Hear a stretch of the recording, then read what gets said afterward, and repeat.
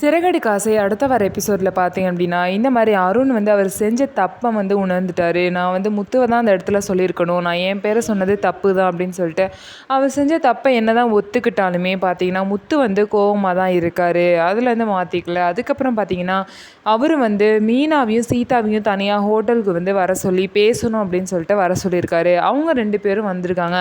அருண் பார்த்தீங்க அப்படின்னா, மீனா கிட்ட இந்த மாதிரி எங்கள் அம்மா வந்து எனக்கு வேறு பொண்ணு பார்க்க ஆரம்பிச்சிட்டாங்க. நான் சொல்கிறதையும் கேட்கல. ஆனால் நான் சீதாவை தவிர இந்த ஜென்மத்தில் யாரையும் கல்யாணம் பண்ணிக்க மாட்டேன் அப்படின்னு சொல்லிட்டு சொல்கிறாங்க.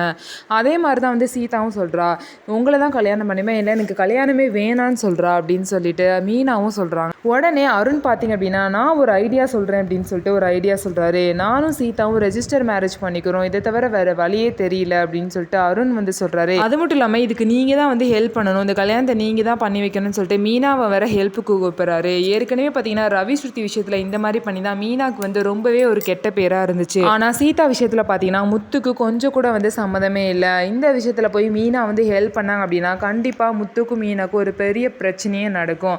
அதை மீறி மீனா வந்து சீதாவுக்கு ஹெல்ப் பண்ணுறாங்களா, அவங்க 2 பேருக்கும் ரெஜிஸ்டர் மேரேஜ் பண்ணி வைக்கிறாங்களா மாட்டாங்களா அப்படிங்கிறத நம்ம பொறுத்து இருந்து பார்க்கலாம். நம்ம வீடியோ உங்களுக்கு பிடிச்சிருந்தா நம்ம வீடியோவை லைக் பண்ணிக்கோங்க. அதுக்கப்புறம் மறக்காமல் நம்மளோட சேனலை சப்ஸ்கிரைப் பண்ணிவிட்டு பாருங்கள்.